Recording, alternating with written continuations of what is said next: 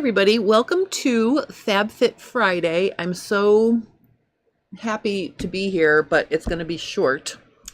I had to cancel on Wednesday because our internet wasn't working, only to find out that my dog pulled the plug out of the wall that was powering our router, so I had no internet to do subscriber Q&A on Wednesday. So I was not going to cancel today, even though I wanted to. And I don't mind telling you why I wanted to. I wanted to because I got my second shingle shot yesterday, and I'm feeling a little punky. So I'm going to show you some things today about the armhole and where the bias grain line is when you're laying it out on straight of grain versus bias, because that will answer our question as to why I was getting pooling in the front of my armhole right here.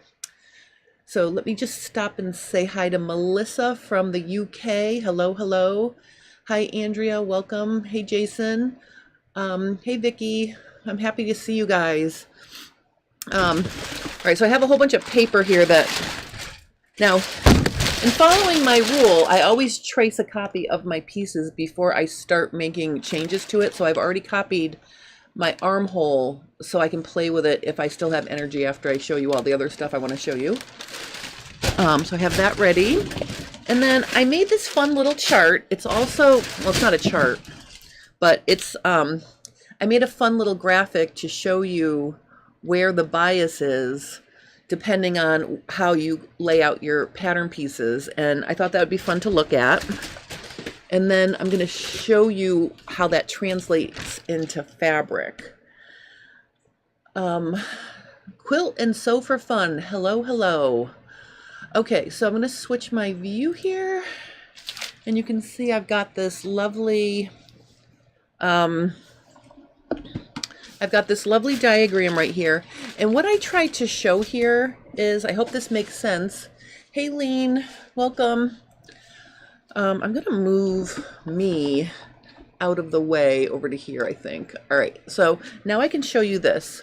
What I did was I drew, the red lines are straight of grain, and then the green lines are the bias grain line. Okay, so the bias is going this way, straight of grain is going this way. When we look at this red outline of a front bodice, what I want you to notice is I'm looking for where the edge of the armhole is parallel to the grain line. Hey, Francis and Diane, welcome, welcome, welcome. I'm running on a half tank today because I got my shingle shot yesterday, my second one, and the doctor said to me, well, the second shingle shot usually activates the first shingle shot and you might not feel good. So I was great all day yesterday, and I thought I skipped the not feeling well part, but it has eased into me. Like the last hour or two, I started to feel punky. So I'm sorry that I'm not my perky, happy self, but I'm not bad. I'm just not 100%. So, but I do want to share this with you because I think this is kind of cool. All right, so if we look at this, and I am going to make it a little darker. I want to make sure you can see. This right here is the armhole right here that's on the straight of grain. And I think I want to zoom in so you can see. Hey, Tana, welcome. Oh, I think this will be a good view to show you here. So when an edge is aligned with the bias grain line, these green lines are the bias grain line, that's where the fabric is going to benefit from the stretch. So you can see if I cut out a front and back bodice on the straight of grain, you're going to get a fair amount of stretch in the front and back armhole, you know, approaching the side seam and up a little bit to the front and back notch. So that's a vertical stretch, right? Because it's going in this direction. It's vertical. It's not cross grain. And then when we lay the the front and back pattern pieces on the bias grain lines. You can see here, this is the center, front and back. These are the bias direction here. You can see that the amount of armhole that's on the actual bias is very small because it's approaching the bias grain line, and it's parallel to it at the base of the armhole. And if we were to continue this along, you would see if I put the other armhole here, and let's just trace it out a little so you can see. I'm just going to dash it out a little. You can see that the base of the armhole after the side seams is sewn, that's where the stretch is going to be when you cut out your top on the bias grain line. So instead of having all of this vertical stretch that we have right here, we have horizontal stretch, or ease, or width across stretch. So that will help you fit it, but it's not as helpful as, I think, having the bias on the more vertical direction. So it's not going to pull from your shoulder to your, down here in this part of the arm like it did on me. And the other interesting thing to note here is the shoulder seam on the straight of grain is not on the bias. So this shoulder seam is not going to stretch that much. But if we look at the bias grain line, you can see it's almost parallel to the bias grain line. And that's why it's really important to stabilize your seam allowances along the shoulder so they don't stretch out of shape. So I thought that was a fun thing to look at. And now what I want to do, I'll show you. I'm going to bring out the very first couple of tops that I worked with here. And let me just make it a little bigger. I'm going to make sure we're a little bigger.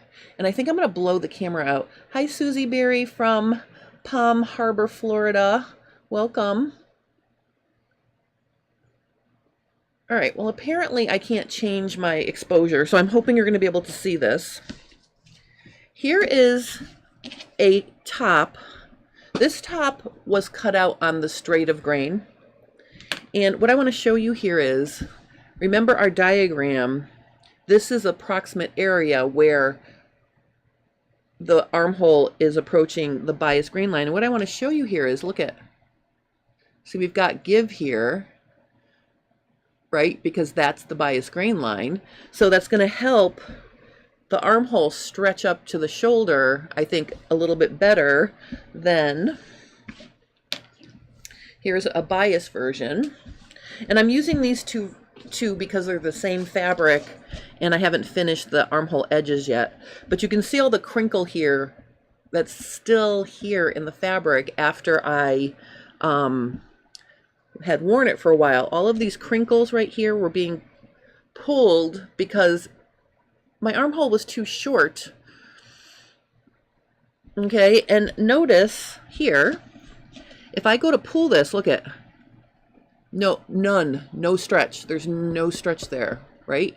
But then if I come over here, see how there's stretch here through the side seam? So I thought that this was very interesting to look at. So had I been feeling 100%, I would have had an adjusted armhole to show you, but as it stands, I don't, because I kind of pooped out. I've been sitting here in my studio pretending to be you know how, like, when you don't feel 100% fabulous and you go in your wherever you work and then you pretend that you're fine and fabulous and you fuss around and you end up wasting like the whole afternoon doing next to nothing? That's basically how today has been going. So let me just show you here. Oh, let me show you this first.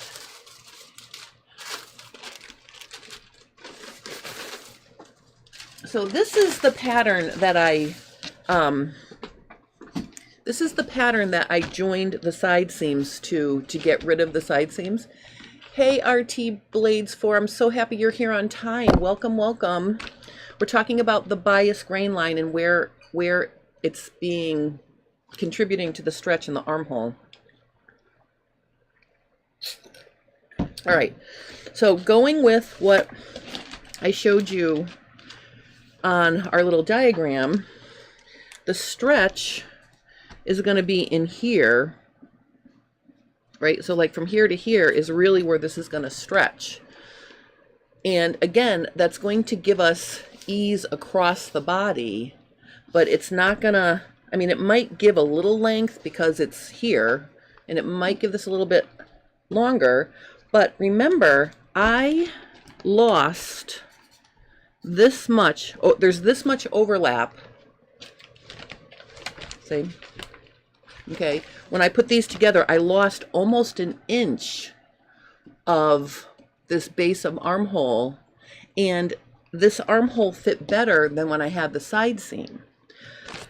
So I'm thinking, it still pulled a little though. So I'm thinking what we need to do is make the armhole skinnier and longer, so we can take advantage of, there's no stretch, but it'll be long enough.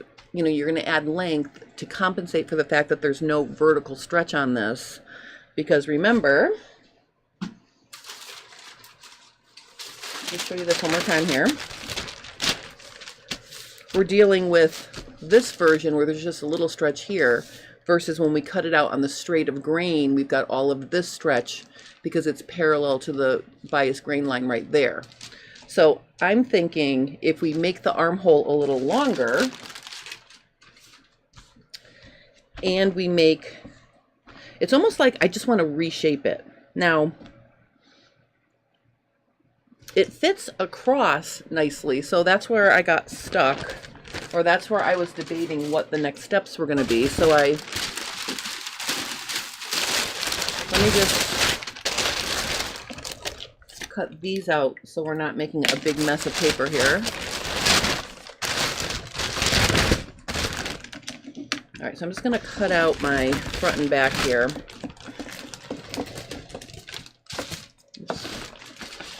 Okay, there's the back, and here's my front. All right, this will make it more manageable. All right, so if I put these two edges together here, and I've already measured them, so here's another thing that's kind of odd about this pattern and what I did when I was fussing with it. My front armhole is a ½ an inch longer than my back armhole. So that also could be a problem. I mean, generally your back armhole is longer than your front armhole. So I think that this pattern is a little bit of a hot mess in terms of, you know, what I did to, I don't know, maybe when I was choosing sizes or something. So you can see here, look how honking long that is. So I've really got, you know, I'll have all of this bias stretch, but I don't have any length. So I think the first thing I'm going to do is, and of course, I didn't leave myself anything extra up here. So I'm going to just tape some paper here.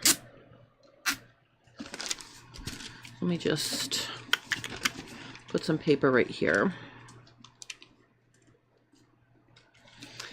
So the first thing I think I'm going to do is I am going to lengthen, I'm going to lengthen my back armhole 3/4 of an inch,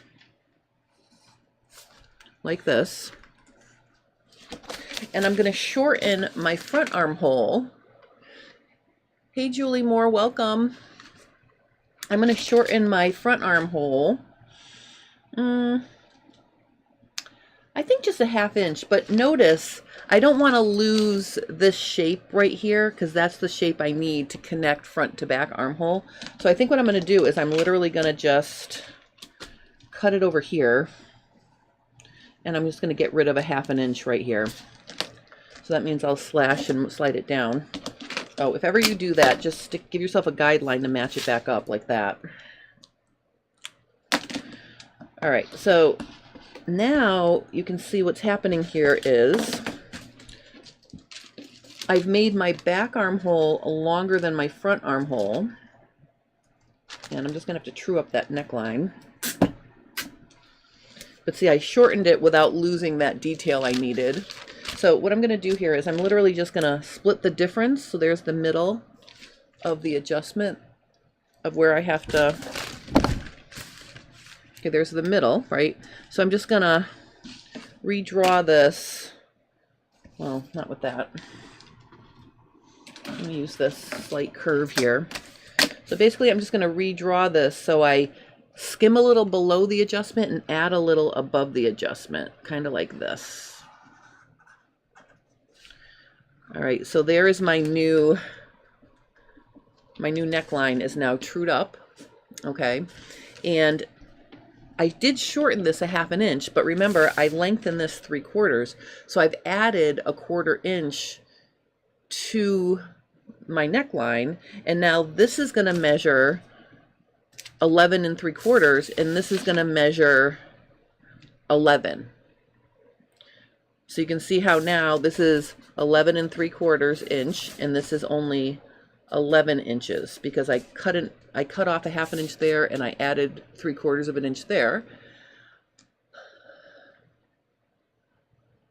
Oh, Victoria says, just joining, been busy sewing and forgot about this, loving my new presser foot. Oh, I'm so happy that you loving the new presser foot.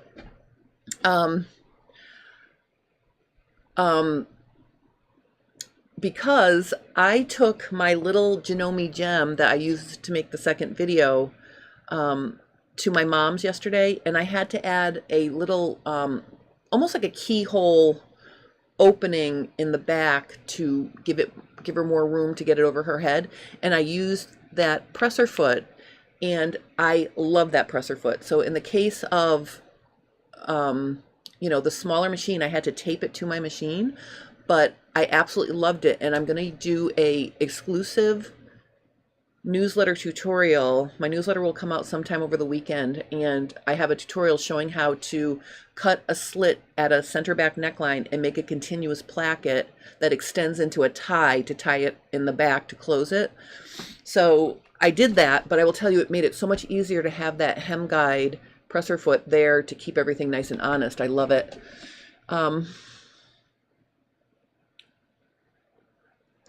Okay, so Katie B says, don't you think the front armhole is longer because it's a dartless base, because the bust dart is moved partially to the armhole during drafting? No, this was a knit.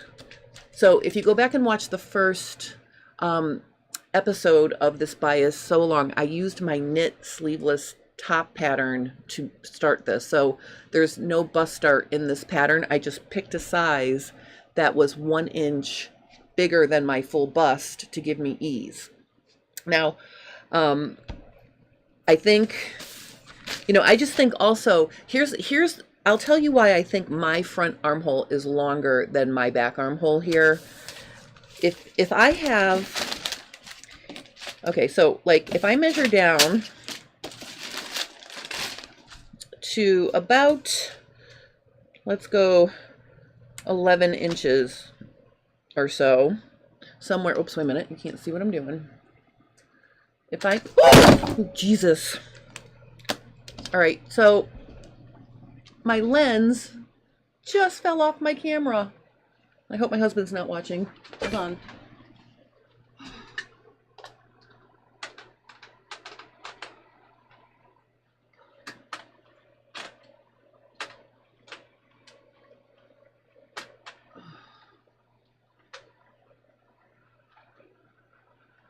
Oh my God, I cannot believe I just did that.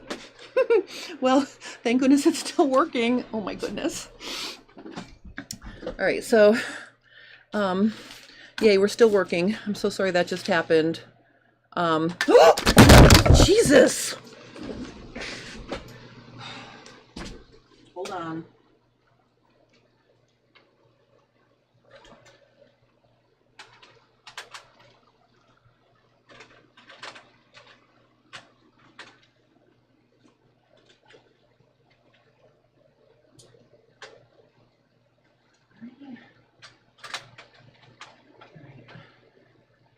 In fairness to me, this lens has needed to go in to be repaired for a long time. I don't know why it keeps falling out. Hold on.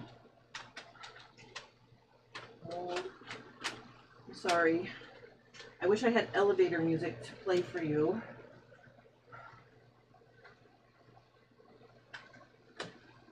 All right.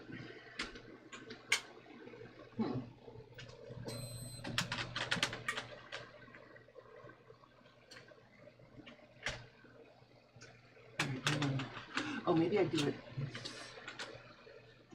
Hold on 1 second.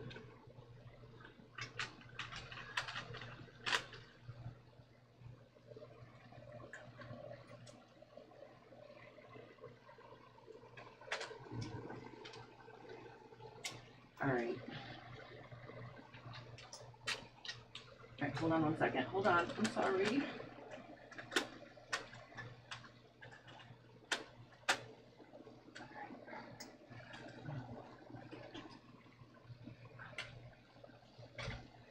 All right, I think it's in there now the right way. I am so sorry. I know, but sometimes my husband actually watches my live streams. So, but he's working right now, so hopefully he's not watching this. This is terrible. So sorry. Wow. All right, well, that was more excitement than I needed today. All right, let me see if I can get this to stay on and if I can adjust it gently. I'm not going to play with it a lot because obviously... All right. Let me check my phone and see if he's texting me.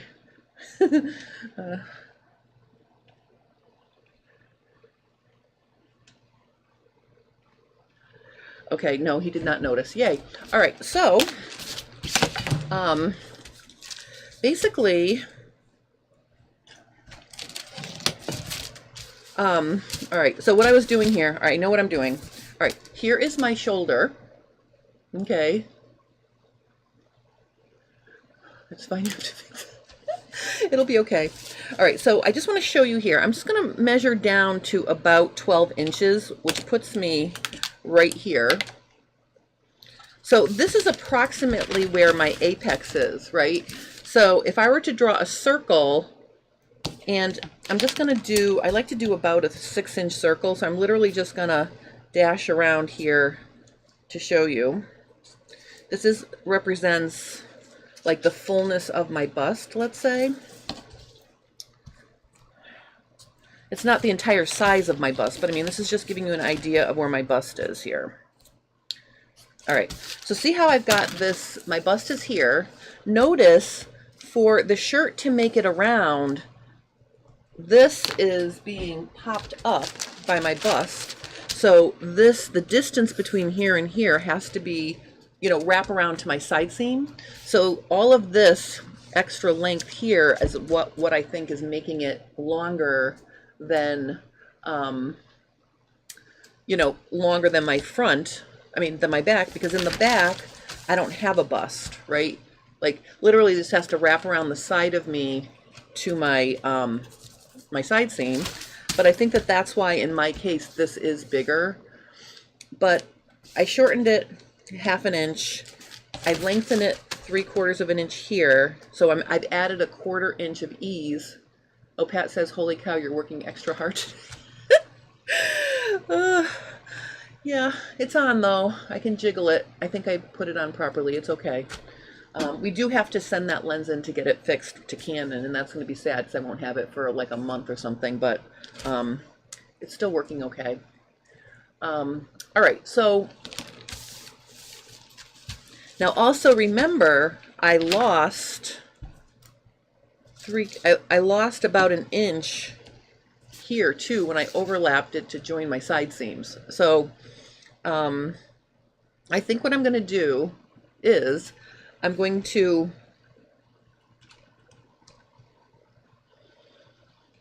now that I made this 1/4 or 3/4 inch longer than the front, because now the back is 11 3/4 and this is 11, I'm going to add myself an extra inch like this. I have just enough here.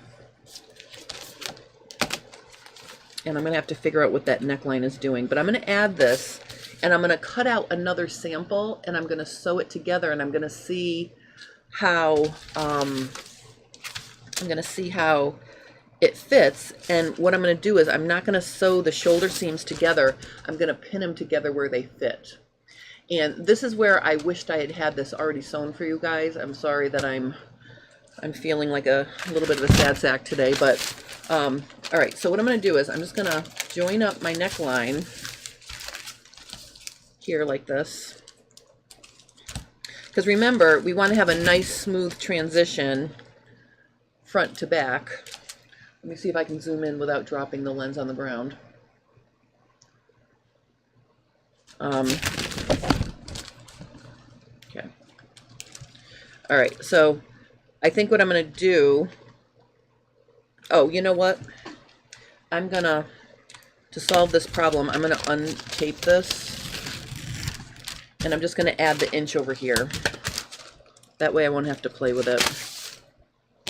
So here's the inch. Oh, but I'm adding it from here. Oh, well, it doesn't matter. What am I doing?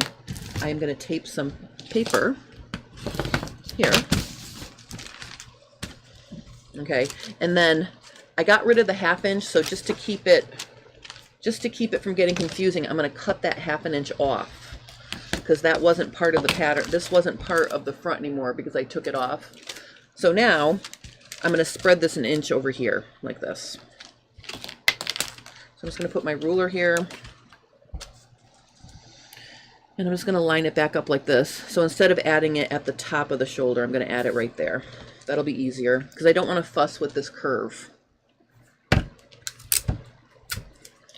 Now, I'm pretty sure I'm not going to need the whole 2 inches I added, but I don't want to get in a situation where I still don't have enough length. So that's why I'm adding a generous amount. And I think I'm just going to connect these two like this. Okay, and then I'll just connect this like this. And then I'm going to cut this off because we don't need that. All right, so now you can see I've given myself 2 inches of ease.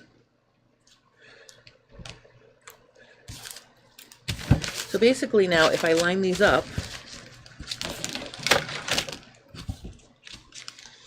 you can see I am not going to need all that extra I added, but I'll be able to tell how much. So basically I'm going to sew this up, and I think I'm just going to sew it. Maybe I'll just sew these 2 pieces together, not make a whole garment. I'll just sew these 2 pieces together, fit it onto me, and then what I'll do is basically, let me just show you. So if I were to cut this out like this, let me just cut it.